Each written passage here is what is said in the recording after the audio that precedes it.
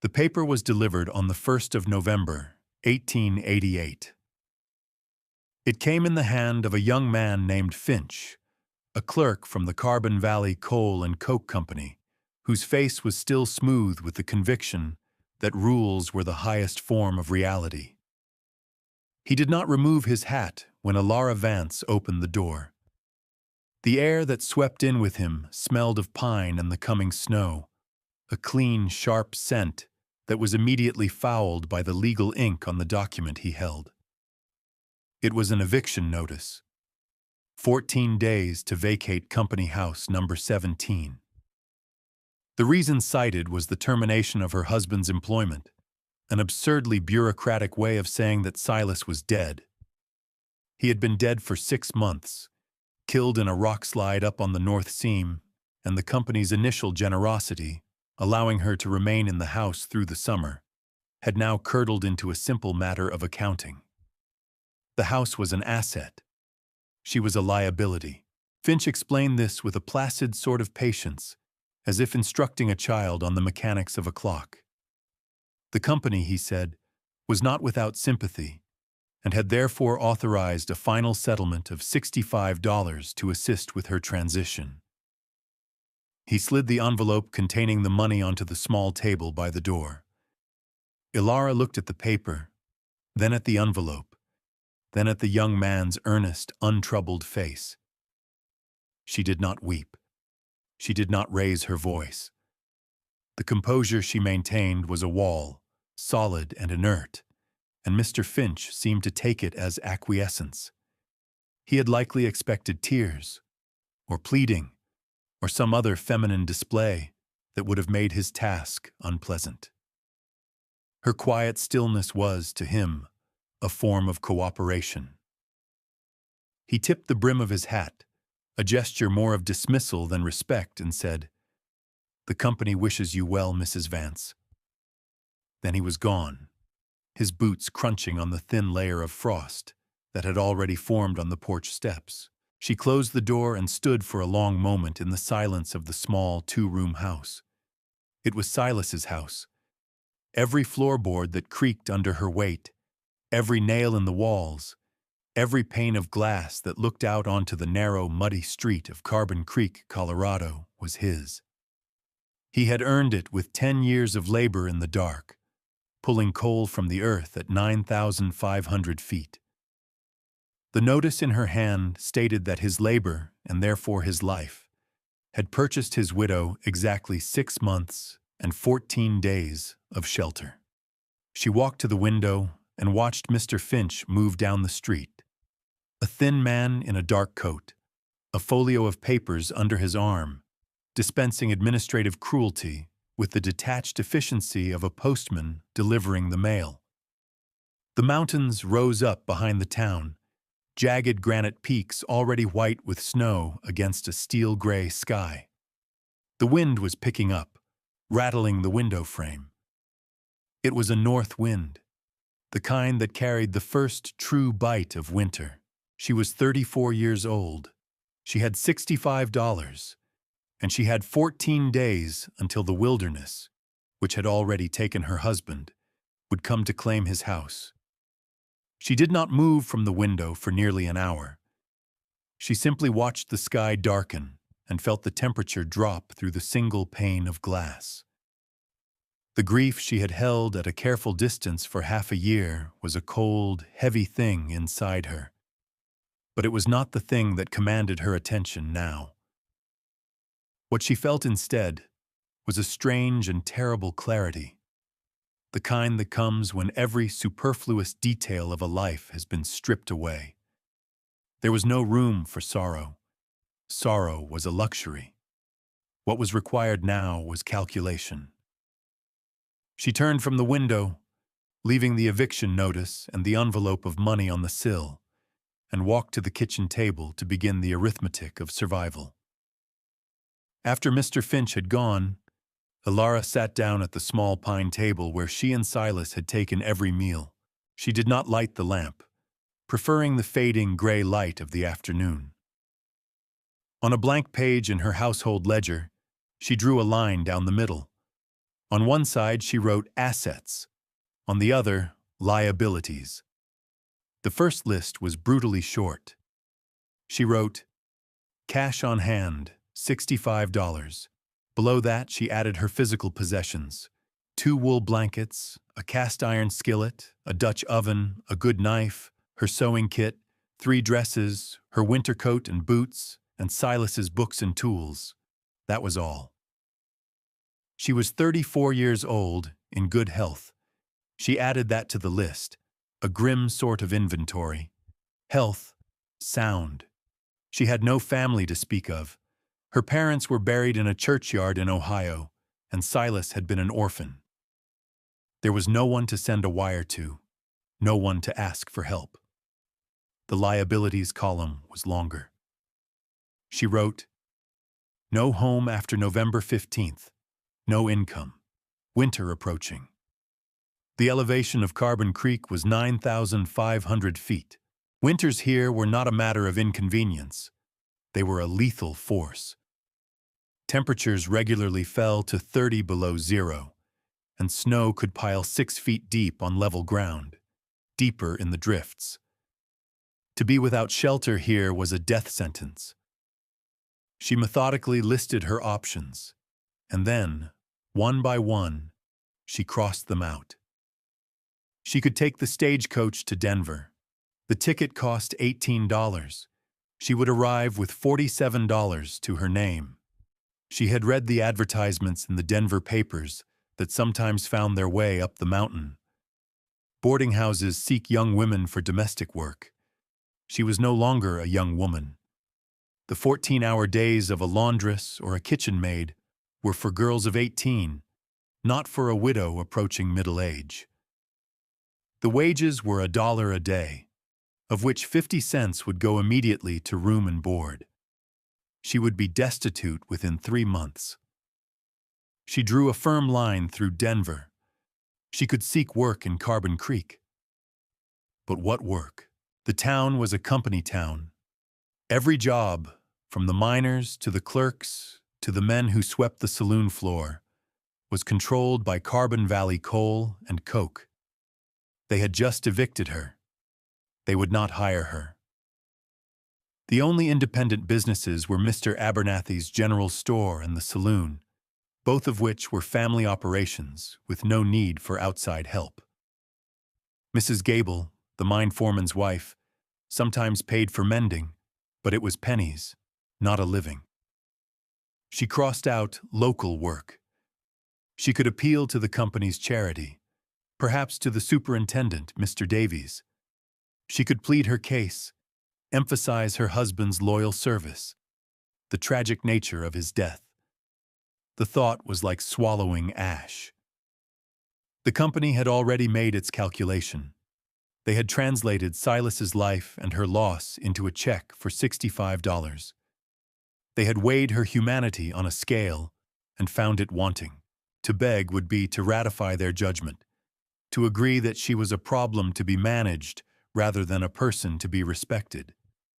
She would not do it. She would not give them the satisfaction of her tears. She crossed out appeal. The list of discarded options left a stark, empty space on the page.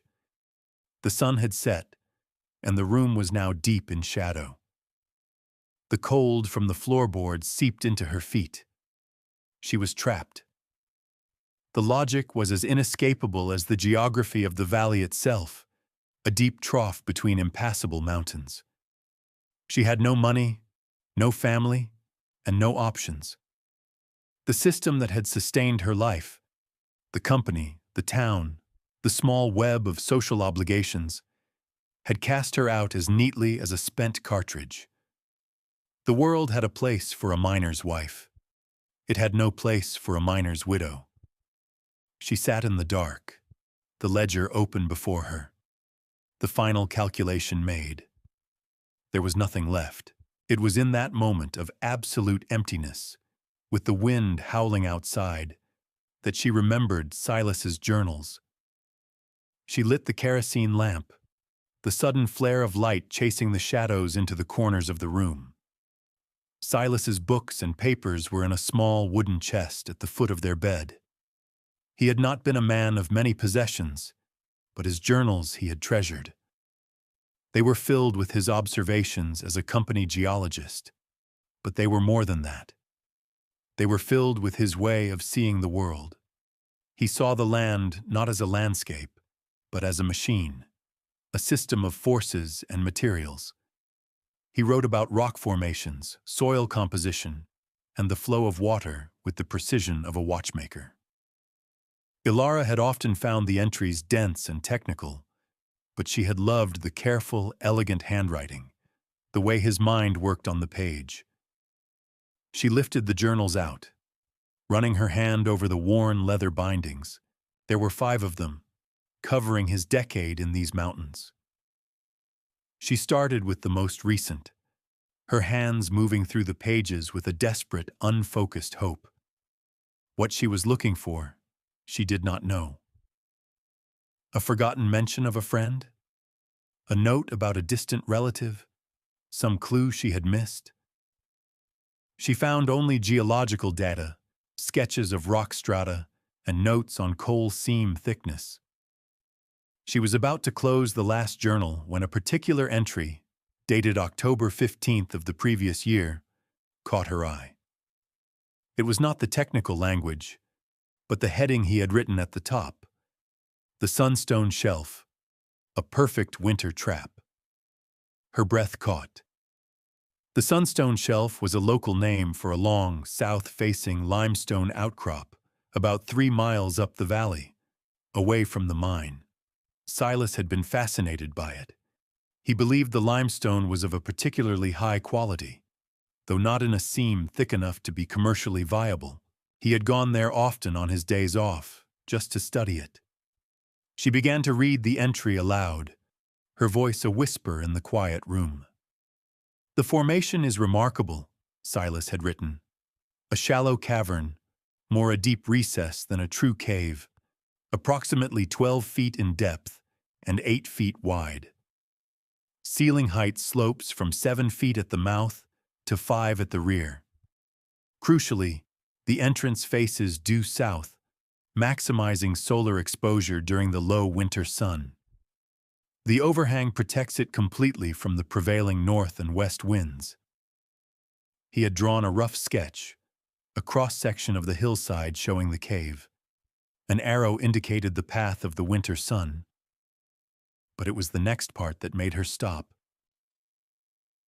"The most singular feature," the entry continued, "is a natural fissure in the ceiling, a vertical crack no more than 3 inches wide, which extends upwards through at least 20 feet of rock. It functions as a perfect flue. I tested it with a small fire of dry pine needles. The smoke drew up and out with astonishing efficiency. The thermal properties of this particular limestone are also significant. It possesses a high specific heat capacity. It will absorb and retain thermal energy." He had underlined that last sentence twice. Then came the final, prophetic lines. "A man could winter here with a good fire. The rock holds the heat like a brick oven. It is a natural shelter of profound elegance." Ilara stared at the page, at the neat, calm handwriting of her dead husband. It was not a memory. It was not a map to a hidden cache of gold. It was something far more valuable. It was knowledge. It was a set of instructions, delivered from across the silent gulf of death. Silas, in his patient, scientific curiosity, had found a place. He had analyzed it, measured it, and understood its properties. And in doing so, without ever knowing the desperate circumstances his wife would face, he had prepared a refuge for her. He had left her an inheritance not of money, but of geological fact: a south-facing wall, a roof of solid rock, a natural chimney, and the thermal mass of a mountain. She was not alone. He had, in his own way, left her a key. She closed the journal and knew, with a certainty that settled deep in her bones, what she had to do next. The next morning, She rose before dawn. The air was thin and sharp, each breath a small shock of cold. She dressed in her sturdiest clothes, packed a small canvas sack with a loaf of bread, a canteen of water, and Silas's journal, and set out from Carbon Creek. She told no one where she was going. The town was still asleep, the windows of the company houses dark, smoke curling weakly from a few chimneys. She walked east, following the narrow wagon road that led away from the mine and deeper into the valley. Silas's instructions were clear, his map a simple but precise rendering of the local topography. Follow Carbon Creek upstream for 2 miles until the valley narrows. The shelf is on the north side of the creek, a pale limestone band visible 100 feet up the slope. The walk was arduous. The road quickly devolved into a rough trail, and she had to push her way through fallen timber and dense thickets of scrub oak. The elevation gain was steady, and the air grew thinner still. After an hour, she left the trail and began to climb the slope, using Silas's sketch to guide her. The ground was loose scree and dirt, studded with ponderosa pine and the skeletal white trunks of aspen. She found the limestone band, a stripe of pale gray rock running horizontally across the mountainside. As Silas had noted, it was hidden from below, obscured by a dense growth of mountain laurel. She pushed through the stiff, waxy leaves and suddenly, she was there. The entrance to the shelter was a dark slash in the pale rock, no more than 8 feet across. It was exactly as he had described it. She stepped inside, out of the wind. The silence was immediate and profound. The space was not a deep, claustrophobic cave, but a wide, protected alcove. It was about the size of the kitchen in her company house. The floor was a mix of packed earth and flat, embedded stone, sloping gently downwards from back to front, which meant any moisture would drain out rather than pool inside. The ceiling was a solid, arching vault of limestone, and looking up, she saw it. A dark, narrow crack near the back, the natural flue. She walked to the rear of the shelter and ran her hand over the rock wall. It was cold, but it was a dry, solid cold, the deep, latent chill of the earth itself. It felt ancient and permanent. This was the thermal mass Silas had written about. This was the stone that would hold her fire's heat. She stood in the center of the space and took a slow, deliberate inventory. The southern exposure was perfect. Even now, with the sun low in the autumn sky, a broad patch of pale light fell across the entrance. In the depths of winter, that sunlight, however weak, would strike the back wall for several hours a day, a passive deposit of warmth into her stone battery. The overhang of the shelf above would protect the entrance from all but the most direct, driving snow. The location was remote, hidden from the main trail, unlikely to be discovered by accident. She took out the journal and sat on a flat stone near the entrance, comparing the reality of the place to her husband's careful notes. Every detail was correct. The dimensions, the orientation, the drainage, the ventilation. He had seen it all. He had understood it all. This was not a desperate gamble. It was an engineering problem, and Silas had already provided the blueprint. This place could work. It could actually work. A feeling that was not quite hope, but a grim, clear-eyed resolve settled over her. This stone recess was not a home. It was a tool, and with it, she would survive the winter that the Carbon Valley Coal and Coke Company had intended to be her last. She would not freeze. She would not starve. She would take the $65 they had given her, the price they had put on her life, and she would use it to purchase the means of her own salvation. She walked the 3 miles back to Carbon Creek with a new purpose, her steps quick and sure on the frozen ground. Her destination was Abernathy's General Store, the one place in town not owned outright by the mining company. Mr. Abernathy was a man of 70, with hands gnarled by arthritis and eyes that had seen too many winters in the high country. He had known Silas not as a company asset, but as the quiet man who bought books on geology and always paid his accounts on time. When Ilara entered, the bell above the door jingling, he looked up from his ledger and gave her a slow, sad nod. He had heard the news of her eviction. News, good or bad, traveled fast in a town of 100 souls. Ilara did not waste time with pleasantries or explanations. She walked to the counter with Silas's journal in her hand, open to a blank page where she had made her list. Her budget was $40. $25 had to be held in absolute reserve. Her voice was steady as she began. "Mr. Abernathy, I need a good shovel, and a small pickaxe, the kind for prospecting, and a handsaw with a sharp blade." The absence of an axe on her list was a deliberate, calculated choice. An axe was a tool for felling trees, for claiming fuel from the living forest. It was heavy, and it required a strength and stamina she wasn't sure she could maintain. A handsaw was different. It was a tool for scavenging. It was for processing the deadfall, the standing dead timber, the fallen branches already seasoned by the dry mountain air. It was a tool of efficiency, not brute force, and that was the principle upon which her entire plan was built. Abernathy looked at her list, then at her face.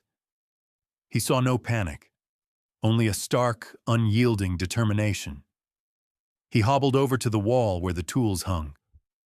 "The shovel is $2.50, he said, his voice raspy. "Pickaxe is $2. A good distant handsaw will cost you $1.75. He laid them on the counter. The total was $6.25. She continued down her list.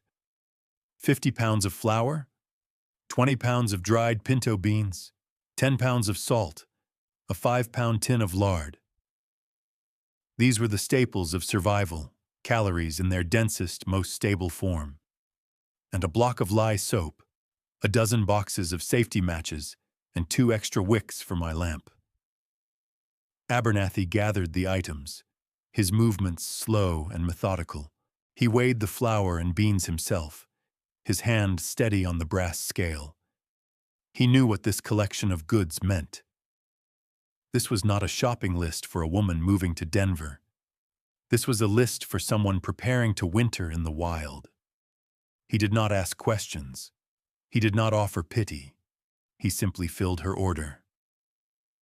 The provisions came to another $11. Her total was now $17.25. As she counted out the coins from her purse, he turned and took a heavy wool blanket from a high shelf. It was a deep forest green, tightly woven, the kind that cost $4. He folded it and placed it with her other supplies. "And this," he said, his tone leaving no room for argument.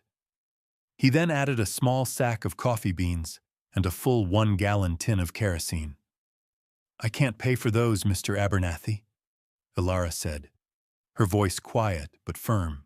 He waved a gnarled hand, dismissing her protest. "Silas kept an account here for 10 years, always settled it square on payday. Consider this the final closing of his books." He looked her directly in the eye. "He was a good man. He would not want to see you go into winter unprepared." It was an act of quiet alliance, a recognition of her struggle and a vote of confidence in her ability to meet it. He saw her not as a victim, but as a combatant. He was offering her not charity, but armament. She nodded once, a silent acknowledgement of the gift and the respect it carried. She paid her $17.25, and he helped her load the supplies into a wheelbarrow he insisted she borrow.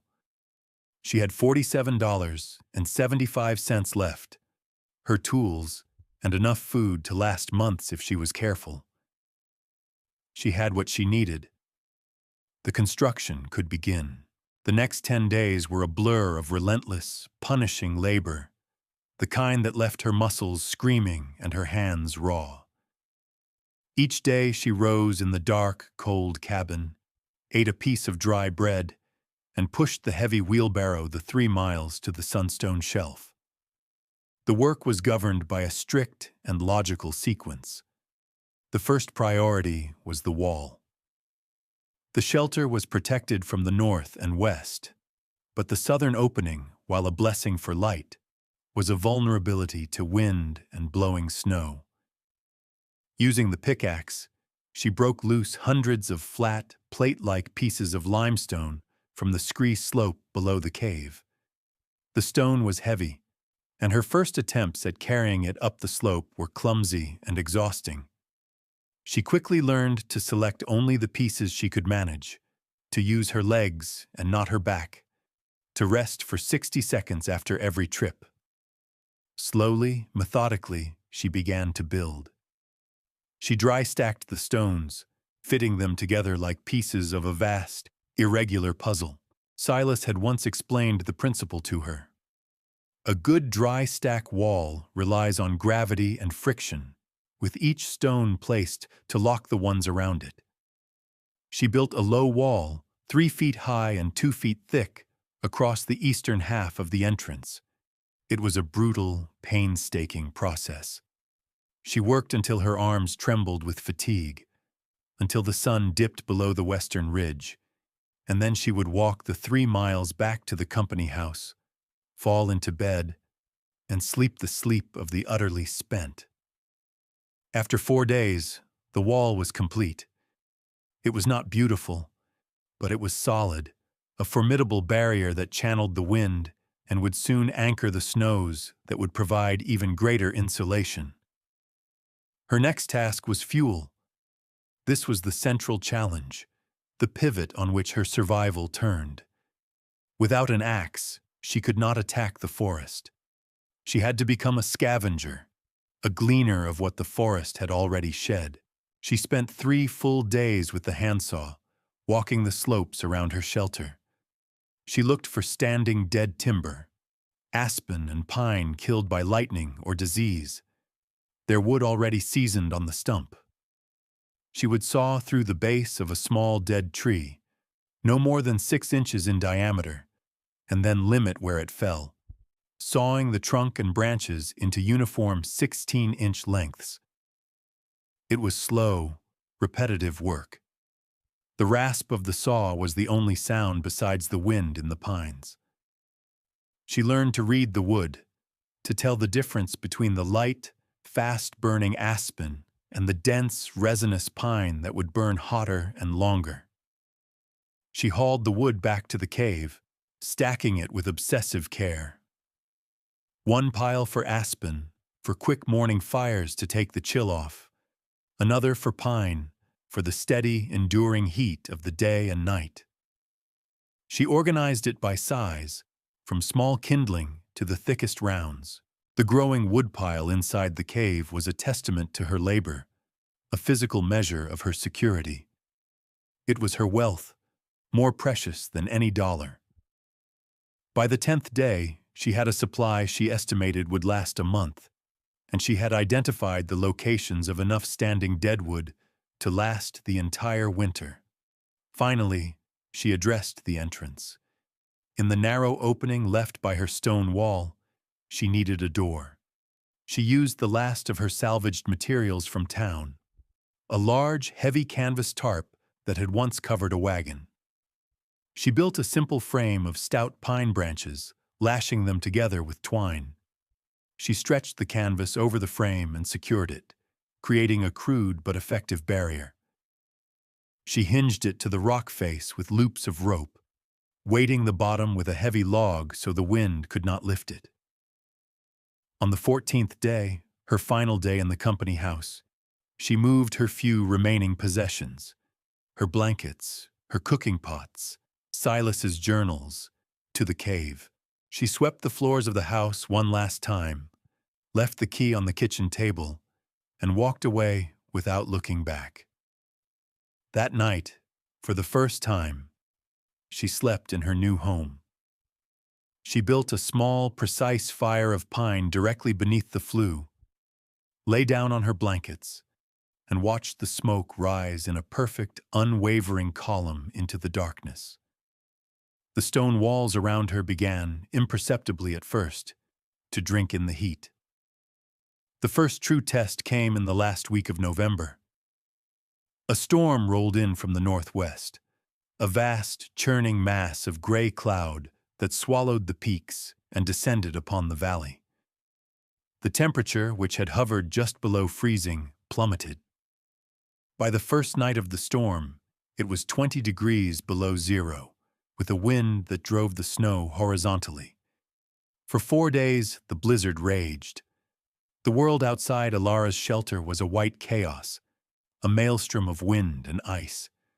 Inside, there was only stillness and the quiet, steady work of survival. Her days took on a monastic rhythm, dictated by the needs of the fire and the slow passage of time.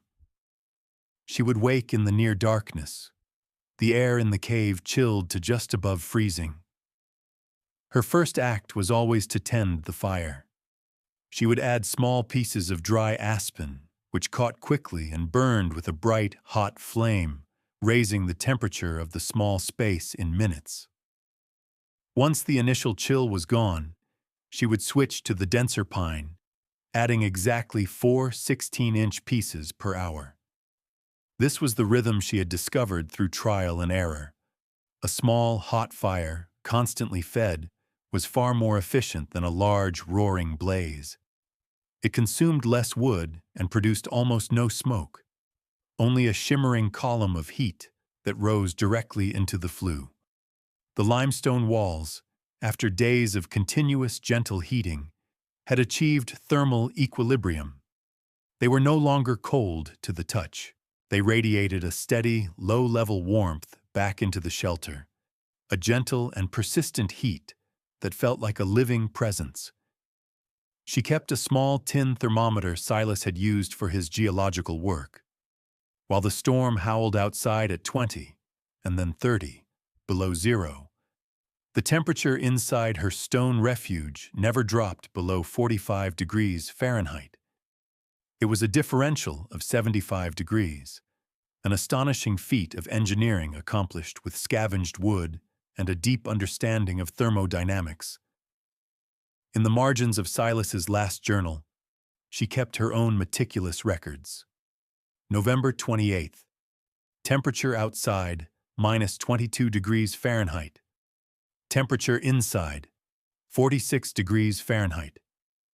Wood consumed, 88 pieces pine, 12 pieces aspen. Food, 1 cup beans, 1/4 pound flour for flatbread. Kerosene lamp burned for 3 hours. The act of recording was a discipline, a way of asserting order against the chaos outside. It was a conversation with her husband, a continuation of his own scientific work. She was no longer just a subject in his journal. She was a collaborator. The snow piled up. It buried her canvas door, then climbed the stone wall she had built. By the 3rd day, the entire entrance to the shelter was sealed behind a drift that was 6 feet deep. She was entombed, but the snow was not a threat. It was a blessing. It was the final layer of insulation, a thick, downy blanket that sealed every crack and held the precious warmth inside. A small amount of air still circulated through the snow and down her flue, enough to feed the fire and keep the air fresh, but the howling wind was silenced. The world went quiet.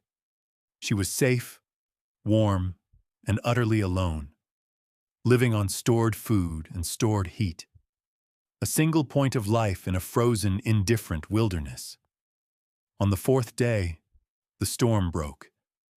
The sun came out, brilliant and blinding on the new snow. She used her shovel to dig a narrow tunnel out from her door. When she emerged, blinking, into the clean, cold air. She saw a world transformed, buried under a sea of white. She had been tested. The shelter had held. Her calculations had been correct. By mid-January, the deep cold had settled into the valley like a permanent condition. The residents of Carbon Creek were struggling. The company's coal allotments were insufficient, and the wood many had stockpiled was green or frozen, burning with a smoky, unsatisfying heat that did little to warm the drafty company houses. Sickness, a constant companion of winter at high altitude, began to spread. It was during a rare mid-month thaw, when the temperature climbed to a balmy 10 degrees, that a man named Jedediah found her. He was an old trapper, one of the few men in the valley who did not work for the mine. He was checking his marten lines along the upper creek when he saw the thin, almost invisible plume of heat rising from the snow-covered slope. Curiosity got the better of him. He approached cautiously, his snowshoes making soft, crunching sounds. He saw the narrow opening of the tunnel and the dark shape of the canvas door within. He called out, his voice gruff. "Hello, the shelter." Ilara, startled, grabbed the small pickaxe and stood just inside the door. When he identified himself, she recognized the name. Jedediah was a fixture in town, a man who kept to himself but was known to be honest. She opened the door. The trapper stared, his weathered face a mask of disbelief. He had heard the rumors that the widow Vance had simply vanished, most likely taking the stage to Denver. To find her here, alive and apparently well, in a hole in the rock, was a shock. But what truly astonished him was the wave of warmth that washed over him from the shelter's entrance. It was a deep, radiant heat, not the scorching blast of a big fire. He peered inside, his eyes adjusting to the dim light. He saw the neat stacks of wood, the small, glowing fire pit, the relative comfort of the space. "By God, woman," he breathed, his voice filled with a grudging respect. "You've made yourself a proper den." He understood immediately what she had done. He had spent 50 winters in these mountains and knew the lethal power of the cold. He also knew genius when he saw it. He did not stay long, but he left her with a gift of 3 rabbits from his traps and a promise to keep her location to himself. But secrets were a luxury in a small, isolated community. Word spread, carried not by the trapper, but by the simple, unavoidable fact of her survival. People began to talk. The woman who had been evicted, left for dead, was alive. And she was warm. A week later, a knock came at her canvas door. It was Sarah Gable, the mine foreman's wife. Her face was pale and drawn, her eyes shadowed with worry. Her youngest son, she explained, was sick with a lung fever, and the cold in their house was relentless. They burned through their coal ration in 2 weeks, and the wood they had was barely enough to keep a fire smoldering. She had heard the stories. She didn't know if they were true, but she was desperate. "They say you know something about staying warm," she said, her voice trembling slightly. Ilara looked at the exhausted woman and felt not pity, but a sense of shared struggle. She invited her in. Mrs. Gable gasped as the warmth enveloped her. Ilara did not offer her a handout of wood. To do so would only solve the problem for a day and would deplete her own carefully husbanded supply. Instead, she offered knowledge, the only thing she possessed in abundance. She explained the principle of the small, hot fire. She took out Silas's journal and showed the woman his sketches of the flue, explaining how proper ventilation was key. She described how to find standing deadwood, how to distinguish it from green wood, how to stack it so the air could dry it. She taught her about insulation, about stuffing rags into the cracks in the walls of her company house, about hanging blankets over the windows. She was giving away the secrets of her own survival. Mrs. Gable listened, her expression shifting from desperation to focused attention. She was a practical woman, and she understood the practical wisdom Ilara was sharing. She left an hour later, her face set with a new determination. The next day, 2 more families came, then another. Ilara became an unlikely oracle. They came to her shelter not to beg for fuel, but to learn how to use what little they had. She would draw diagrams in the dirt floor with a stick, explaining the physics of heat and convection in the simplest terms. She became, without ever choosing it, the quiet, beating heart of the community's resilience, a source of practical knowledge for the very people who had watched in silence as she was cast out. The stories of the widow in the cave eventually reached the ears of the mine superintendent, a man named Davies, who managed the Carbon Valley operation from a warm office in Denver. His initial reaction was one of annoyance and concern over liability. A squatter on company land was a legal problem. If she froze to death, it would be a moral and public relations problem. He dispatched one of his junior engineers, Arthur Madsen, with instructions to assess the situation and, if necessary, remove Mrs. Vance by force if required. Madsen was a young man, educated at the Colorado School of Mines, with a mind accustomed to blueprints, stress calculations, and formal engineering principles. He arrived in Carbon Creek in early February, riding in on a company sleigh, and made the trek up to the Sunstone Shelf with 2 miners as guides. He expected to find a pathetic, smoke-filled hovel, a scene of desperate poverty. He was prepared to be firm, to deliver the company's orders with detached authority. When he ducked through the snow tunnel and entered Ilara's shelter, he stopped dead. The air was warm, dry, and clean. There was no smoke. A small, almost silent fire burned brightly under the flue. The space was orderly, the wood piles arranged with geometric precision. Ilara met his gaze with a calm, unreadable expression. She was not intimidated. Madsen, the engineer, took over. He pulled a thermometer from his coat. The temperature outside was 5 degrees below zero. Inside, his thermometer registered 52 degrees, a 57-degree differential. He stared at the number in disbelief. He walked to the back wall and laid his palm against the limestone. It was warm to the touch. He looked up at the flue, studying the steady laminar flow of the rising heat. He understood instantly. "My God," he said, speaking more to himself than to her. "It's a thermal flywheel." He began to walk the space, his professional curiosity overriding his official mission. He examined her dry stack wall, noting the interlocking construction. He inspected her wood piles, recognizing the different burn properties of the aspen and pine. He was not seeing a squatter's den. He was seeing a brilliant, intuitive application of thermodynamic principles.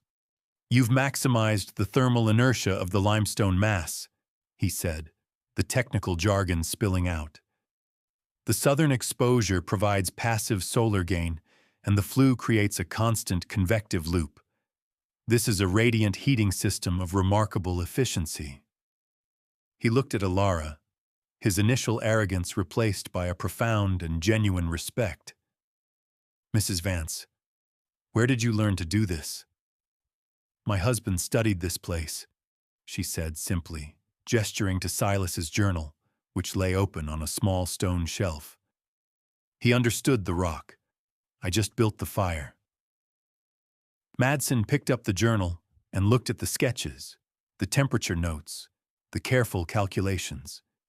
He saw Silas's work, and then he looked at the neat columns of Ilara's own data in the margins, her fuel consumption rates, her temperature logs. He realized he was not looking at a single act of desperation, but a sustained scientific experiment. What she had built was more than a shelter. It was a prototype. It was a solution to the very problem the Carbon Valley Coal and Coke Company faced every winter: how to keep its men alive and working in remote, high-altitude camps with minimal fuel. The company spent thousands of dollars on coal and wood, much of which was wasted in inefficient, drafty bunkhouses. What this woman had done, with a handsaw and $65, was more effective than anything the company's own engineers had devised. His purpose shifted entirely. He was no longer there to evict her. He was there to learn from her. His report to Mr. Davies would not be a recommendation for removal. It would be a proposal for employment. The expert's recognition was not what gave her work value.